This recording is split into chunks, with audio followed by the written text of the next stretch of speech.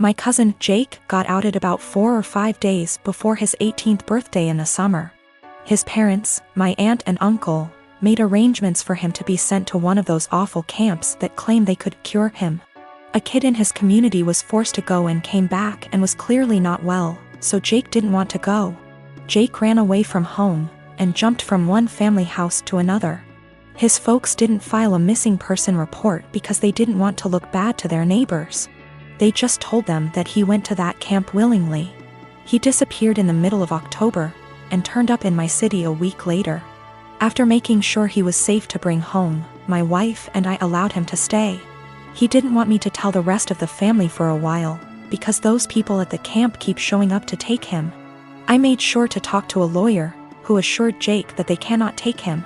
3 days ago, he told his parents he was here. A few hours later, those damn camp people showed up, but they were unable to take him.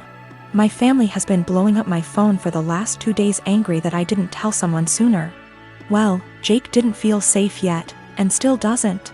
I wanted to make sure he was ready. Still, even those that want to protect Jake is upset with me for hiding him. I figured I wasn't the for hiding him from my more narrow-minded family. It was those that really wanted to help Jake that made me feel guilty. They were all scared out of their minds and wanted the peace to know he was okay. I felt bad for not telling them. Though I am sure they wouldn't had turned him in, I felt bad because we were working on keeping him safe. Also, we got a lawyer who got the police on the lookout for those camp people in case they try anything.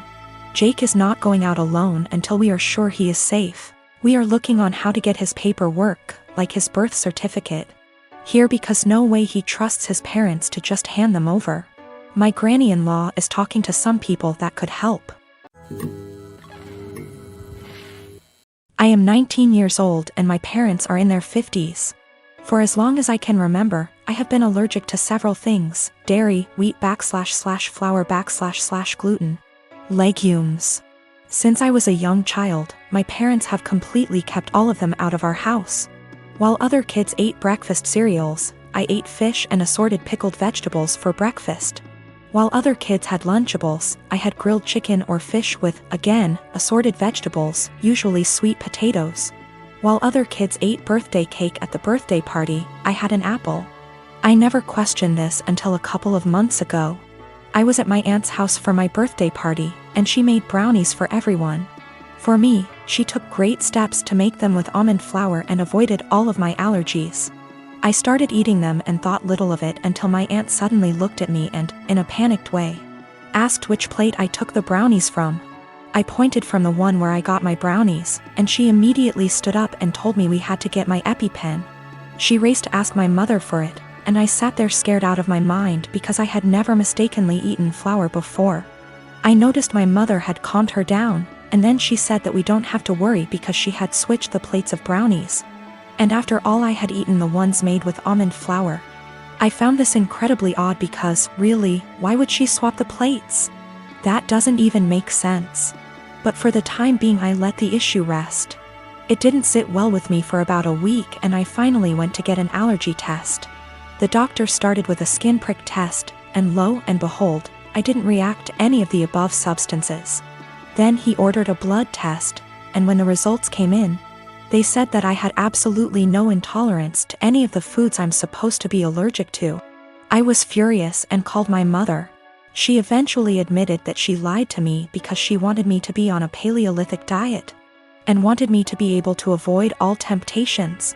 She raised me with a lie about her own health, but she keeps insisting that I try to see it from her perspective. She spams my phone with messages about how healthy I am, that I never had acne, that I have been in great shape my whole life, that I have strong teeth and bones, and even that I got onto a D1 college tennis team.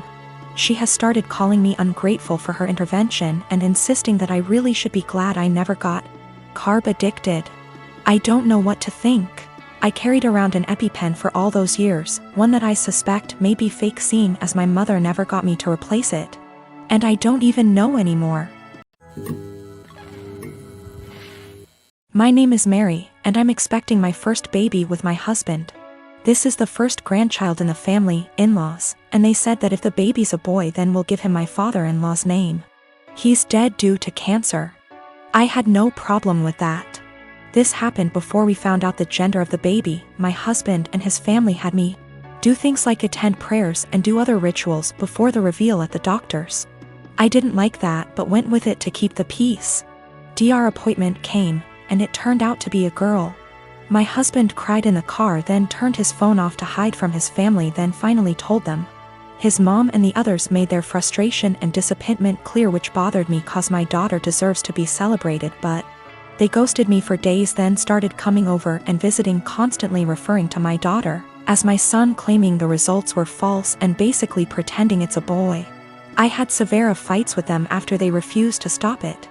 And my husband sided with them despite seeing how wrong and unreasonable what they were doing was. We didn't speak for a while. Sister-in-law called to apologize, then informed me she arranged for a baby shower for me. I was so excited and happy. But when I arrived I saw blue balloons, blue cake with father-in-law's name / decorations around. I was so confused I had to sit down. Sister-in-law explained they were still hoping the gender results are false and it's a boy. I looked at my husband and he agreed with her. I lost my temper and yelled at them all, calling them delusionals and telling them to stop treating my daughter like she's unwanted and act like she doesn't exist by throwing a party for their imaginary grandson. Mother-in-law broke down crying. I took my bag and walked out immediately.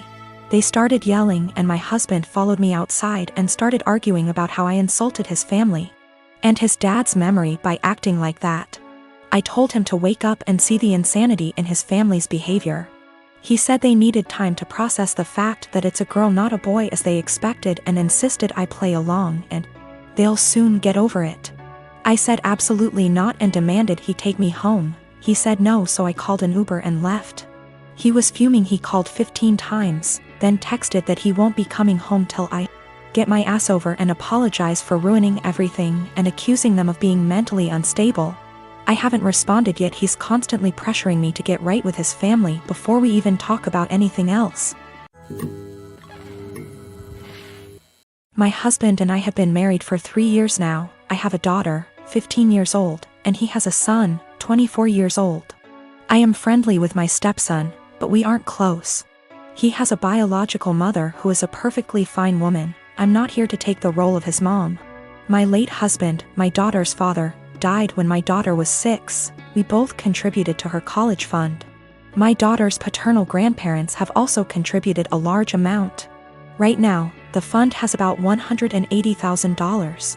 My daughter is extremely bright, and I'm not just saying that because I'm her mom. I truly believe she has the capacity to go to an Ivy League school, and her teachers have said she has the potential as well. And I don't want costs to hold her back. Our income would be too high to get any meaningful financial aid. And while there are a few merit-based scholarships out there that she will be applying to, we don't want to put all our eggs in one basket and hope she gets it when it's so competitive. My current husband and I have separate finances. He doesn't contribute at all to my daughter's fund. My stepson is struggling with a heroin addiction and has stolen money, jewelry, higher loans, and electronics from us for drug money. I understand that addiction is a disease, and I personally paid for an outpatient detox for him, which cost $1,000, which failed. His father then paid for an outpatient rehab program, which cost $6,500, which also didn't work because he barely showed up. He promised us he'd do better next time and he needed another chance. So I split the cost of another $6,500 outpatient rehab program with my husband, which seemed to work during program, but he relapsed as soon as he got out of it.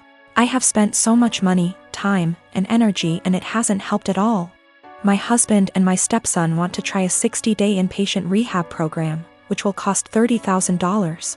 I had absolutely no idea where they were supposed to get the money for that, considering the thousands and thousands of dollars that were already spent, and the fact that we no longer had anything of value in our house. They want to use my daughter's college fund, which to me is absolutely off limits. I feel like it's completely unfair to my daughter to punish her for my stepson's addiction, unfair to my late husband and his parents, but frankly, I don't think spending $30,000 will work. My husband thinks I'm an asshole because I'm prioritizing my daughter's education over his son's life. And he believes medical needs come first. He then asked my daughter if she'd be willing to use $30,000 from her fund to pay for her stepbrother's rehab. And she got very quiet and did not answer. He then got very upset with her and said she was being selfish. My daughter later told me that she didn't want to give her stepbrother the money, but she felt so guilty. And I am furious at my husband for emotionally guilt-tripping my daughter like that.